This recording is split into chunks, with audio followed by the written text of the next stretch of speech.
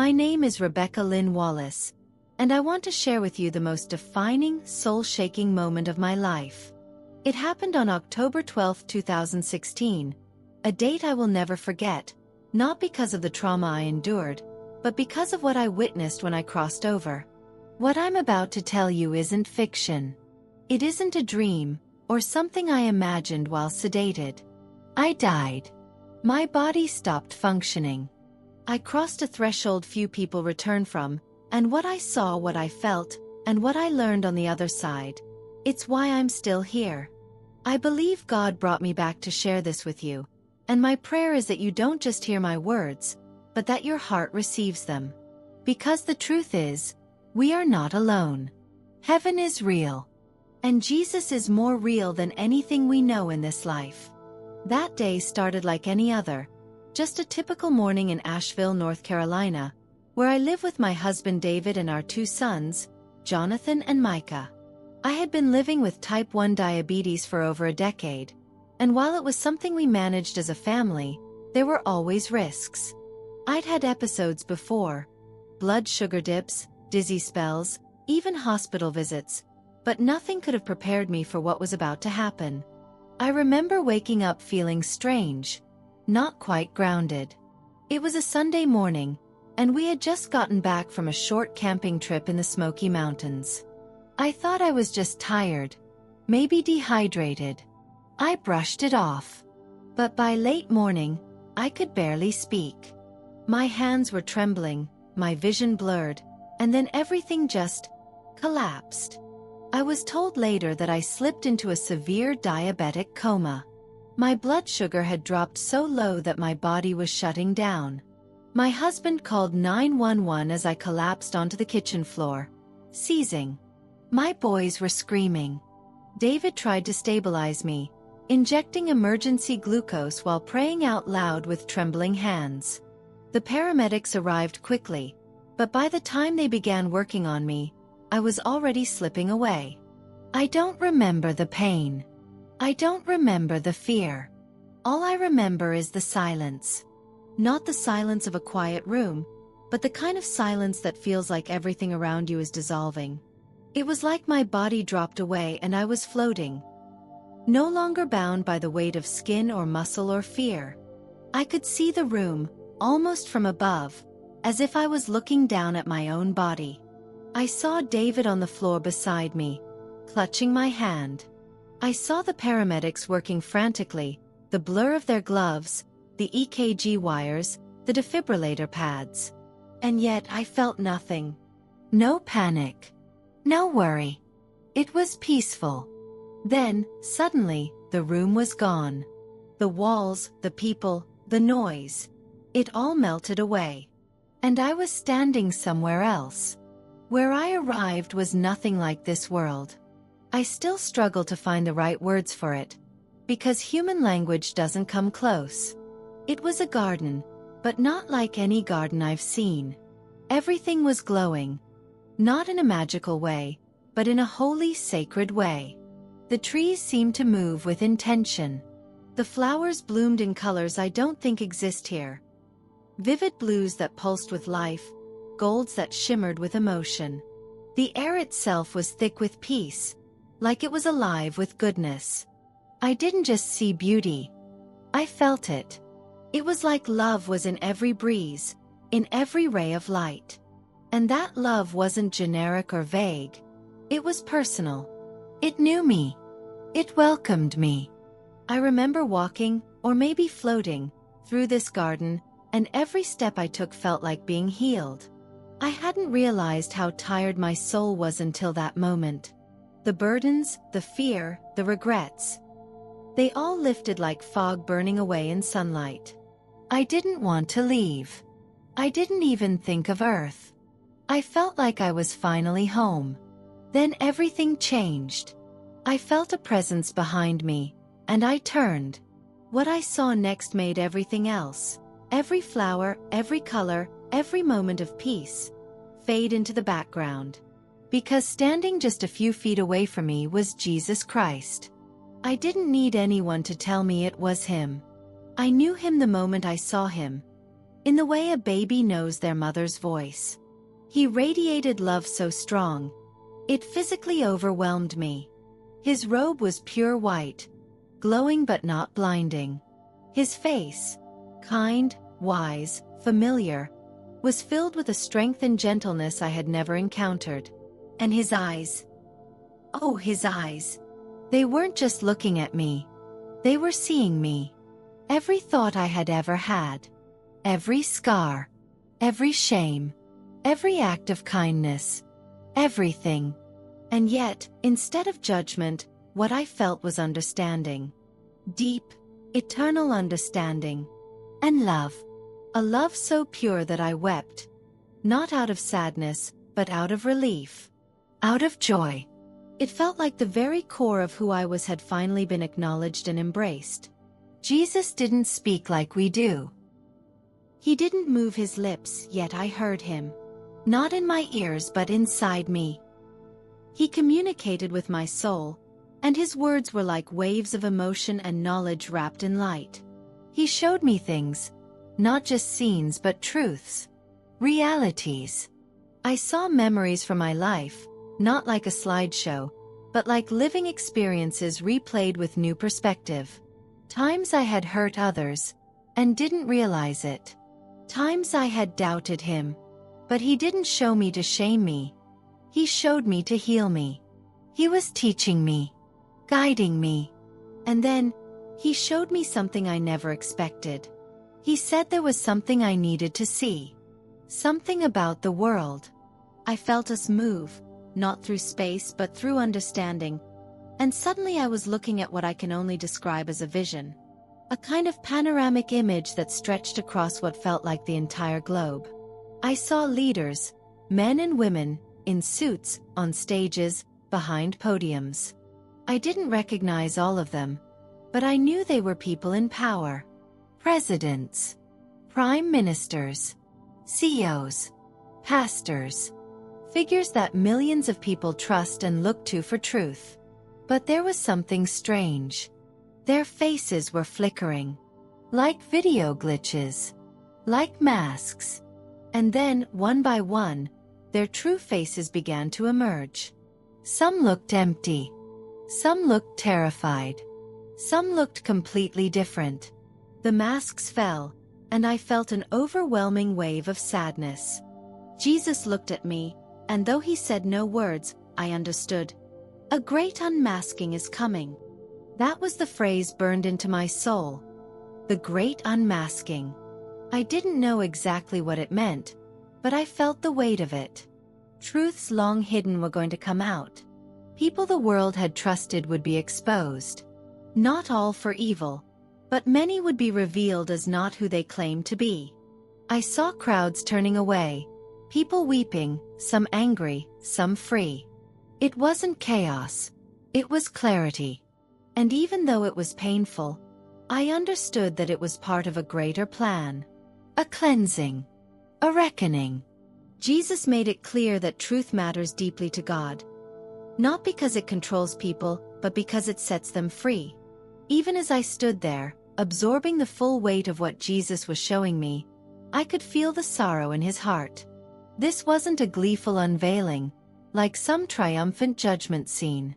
It was grief. He loved every soul, every leader whose mask was falling, every person who would be affected, every heart that would be broken by betrayal. His sorrow wasn't rooted in anger. It was born from the pain of watching his children lose their way. And in that moment, I understood something deep and heartbreaking. Jesus wasn't just revealing the truth for the sake of justice. He was revealing it out of mercy. He showed me how deception had crept in slowly, like fog over water. It didn't arrive loudly.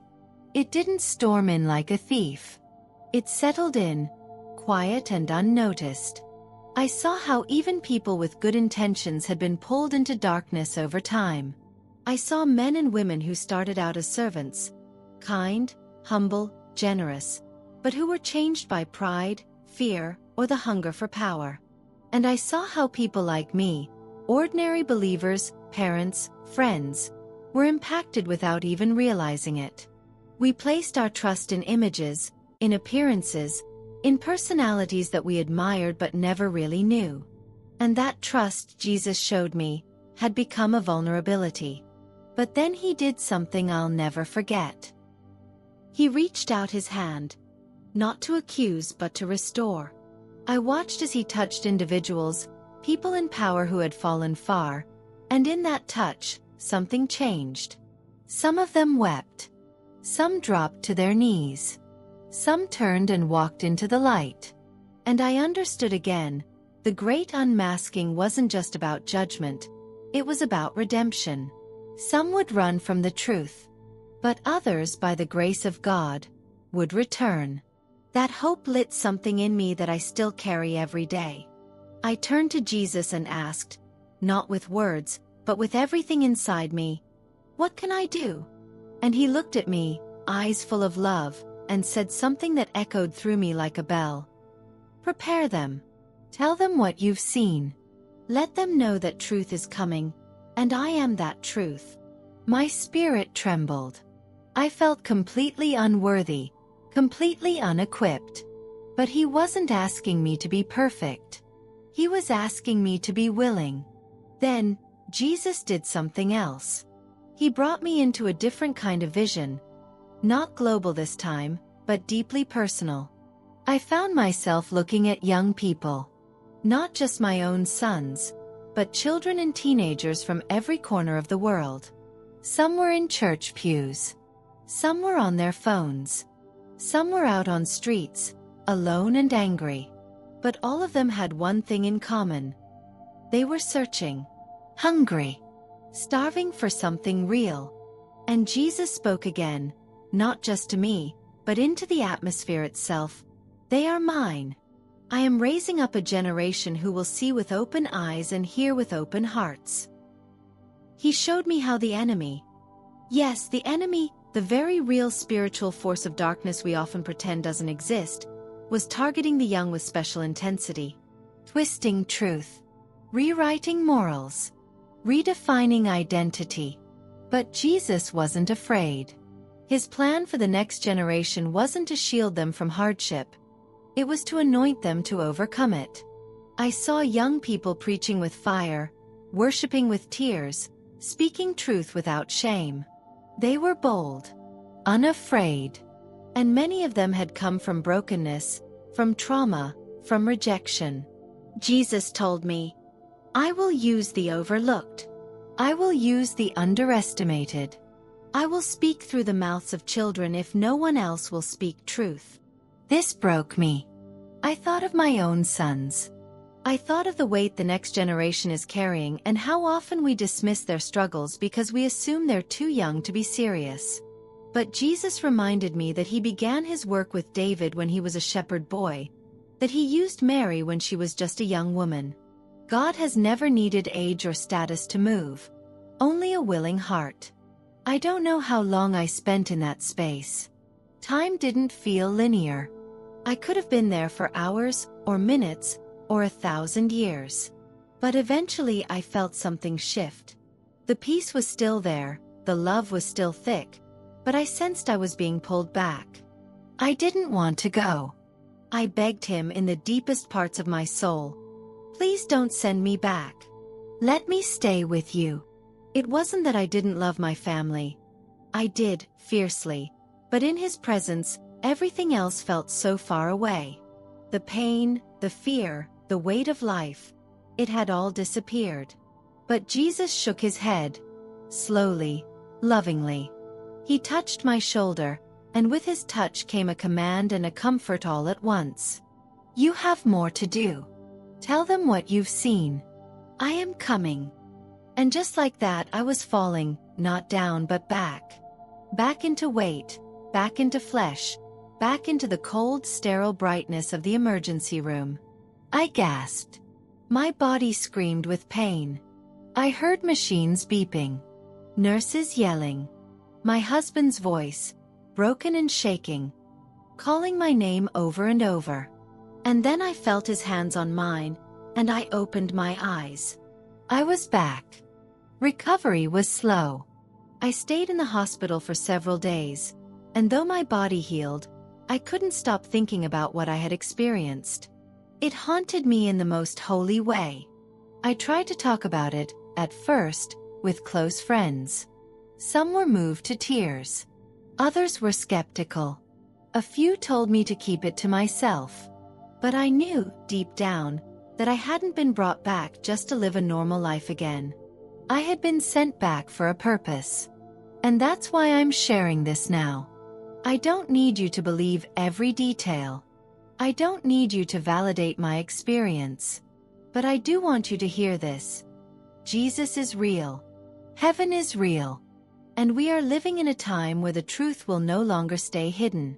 If there's something stirring in you as you listen, don't ignore it. That stirring might just be God waking you up to a deeper reality. We've been sleeping too long. We've trusted too blindly. The time is coming, is already here, when we must look with spiritual eyes and walk in truth, no matter what it costs.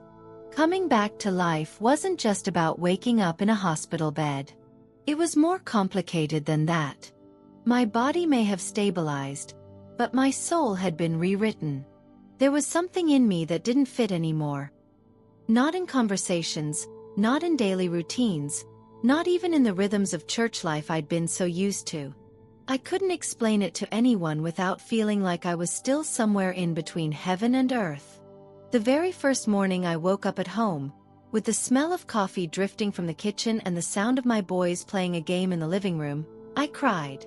Not tears of joy, and not really of sadness either. It was a kind of spiritual homesickness. I had been in the presence of the Creator of the universe.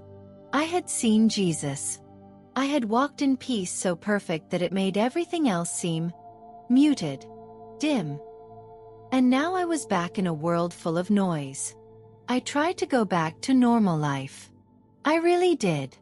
I folded laundry, I sat through staff meetings at work. I posted photos of my kids on Facebook. But it was all so surface level compared to what I had witnessed. I remember sitting at the dinner table one night, David talking about work and Jonathan asking about a school trip, and I just stared at them. I realized in that moment that they had no idea what I was carrying. They hadn't seen the masks fall. They hadn't heard Jesus say those words. And I felt so alone in it. Not because they didn't care, but because how do you explain something like that? Eventually, I stopped trying to forget, and I started leaning in. I began writing everything down. Every detail I could remember from that garden. Every word Jesus had spoken into my soul. I started waking up early in the mornings just to pray. Not the kind of prayer I used to do out of habit, but real prayer. Deep, raw, ugly, beautiful prayer. I cried. I asked God why He chose me. Why He showed me what He did. I asked Him what I was supposed to do with this message. And slowly, gently, I started to feel something take shape. A calling. A whisper that said, "Start small. Speak truth. I'll do the rest." So I did. I started with my church women's group. It was awkward at first. I didn't tell them everything. Just the parts one thought they might be ready to hear. But to my surprise, they didn't roll their eyes or change the subject. They leaned in. They listened. And afterward, a few women stayed behind and pulled me aside. They told me they'd been sensing the same thing. That something big was shifting in the spiritual realm. That God was preparing His people for something. That the world was being shaken, and we needed to be awake. That gave me courage. I realized that maybe I wasn't alone in this after all. In the months that followed, I started noticing strange things. Headlines that seemed oddly familiar. Scandals breaking in places where leaders had once been untouchable. Pastors stepping down, governments rocked by revelations, celebrities being exposed. People who had been idolized were suddenly being questioned. And I remembered the vision. The masks falling. It was happening. Slowly, subtly, but undeniably. The great unmasking had begun. But it wasn't just happening on television or in politics. It was happening in the hearts of people too. I saw it in conversations. People waking up, questioning things they used to accept without thinking. I saw it in my kids, who started asking deeper questions about God and truth and purpose. And I saw it in myself. I no longer cared about impressing people. I wasn't chasing a bigger house or a better job. I was chasing obedience. That's all I wanted. To be faithful with what I had seen. It wasn't always easy. I lost friends. Some people started avoiding me. A few said I'd gone too far with all the spiritual stuff. One woman at church even suggested I see a therapist. I don't blame them. If someone had told me this story 2 years earlier, I probably would have thought the same. But this wasn't a story to me. It was my life. It was my resurrection. And through it all, I kept remembering Jesus' words. Prepare them. Tell them what you've seen. I am coming. Those words have lived in me ever since. I speak them over myself when I'm afraid. I whisper them in prayer when I don't know what to do next. And every time I share this testimony, every time I speak His name, I feel that same presence return. Maybe not in full, but enough to remind me that He's with me. That He's guiding me.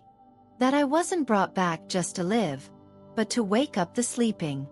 If you're listening to this and something in your spirit is stirring, don't ignore it. You might be one of the ones He's trying to reach. You might be part of the generation He showed me. The generation that's going to see with new eyes and speak truth without fear. The world is shifting. The veil is thinning. And we have to be ready. There's something people don't tell you about having a near-death experience.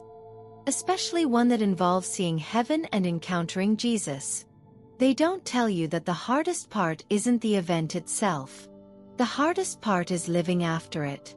Coming back, walking through life with that kind of knowledge. It changes you. You're no longer the same, and everything familiar feels off. You don't watch the news the same way. You don't go to church the same way. You don't even look at your own reflection the same way.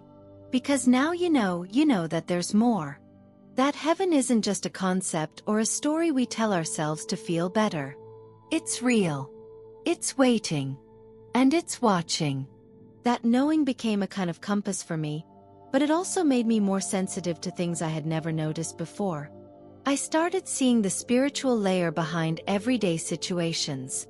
There were moments I would be in a room full of people, at the grocery store, at a school event, and I'd feel this heaviness, like a weight pressing down on my chest.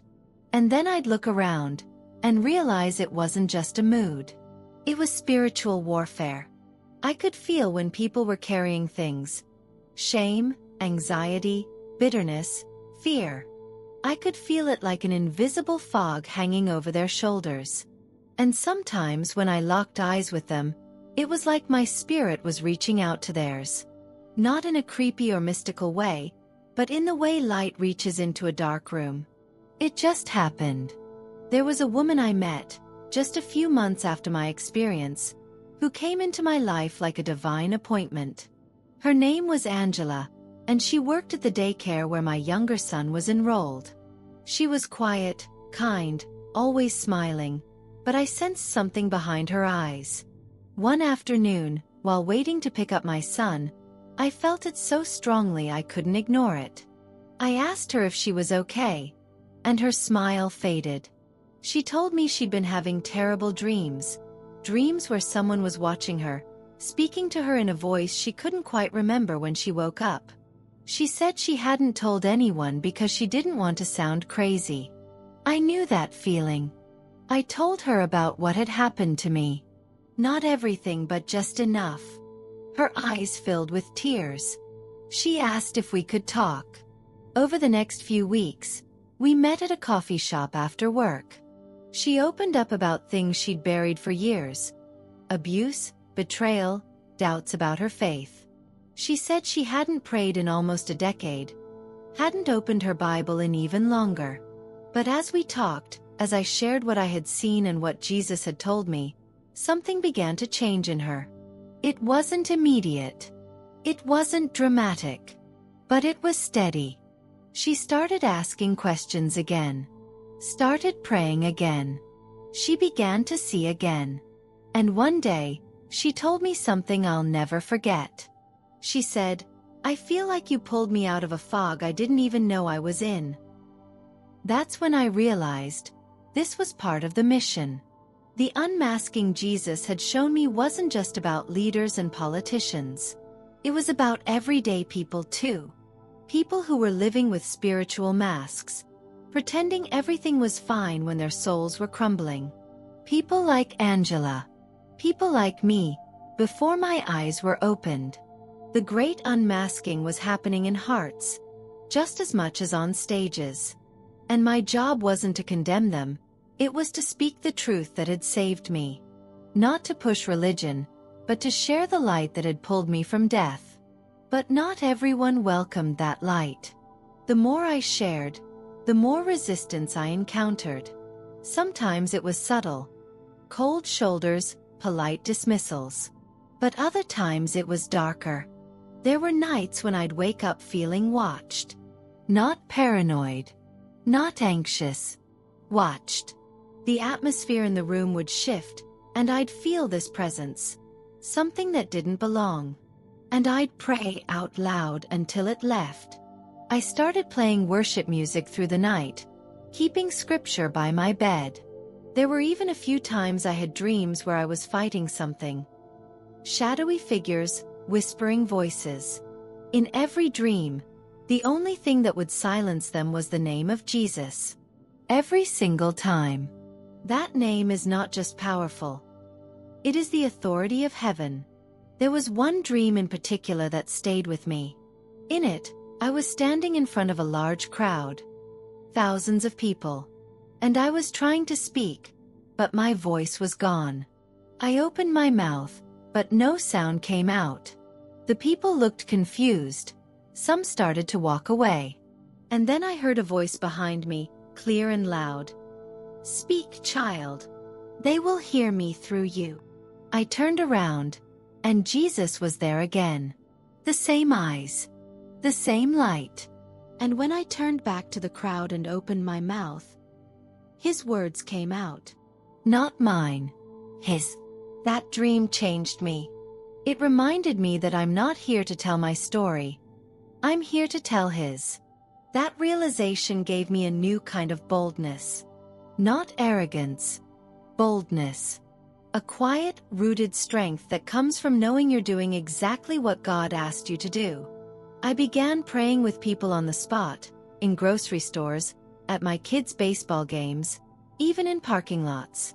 Sometimes they looked at me like I was crazy. But sometimes, they broke down in tears. Sometimes they hugged me like I was the only person who'd ever noticed their pain.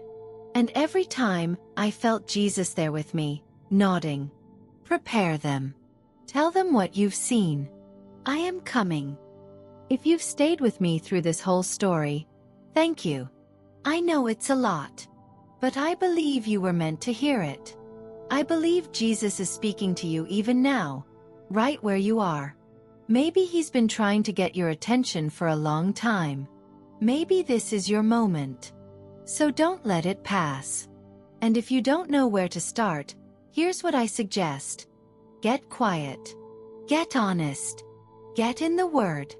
Ask Jesus to reveal the truth to you. Not just about the world but about yourself. Invite him in.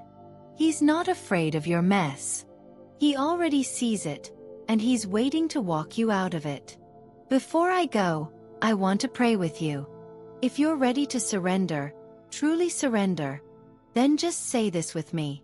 Jesus, I don't want to live in the dark anymore. I don't want to wear masks. I want to know you. I want to see the truth. Come into my life. Open my eyes. Make me new. I choose you, now and forever. Amen. If you just prayed that, welcome home. Heaven is celebrating right now. And if you're still wrestling, that's okay too. Just keep seeking. He'll meet you in the seeking. I promise.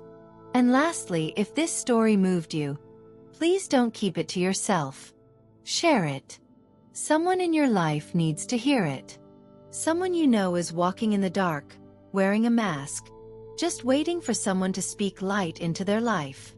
Maybe that someone is you. If this testimony touched your heart, make sure to like, subscribe, and share this video with others who may be searching.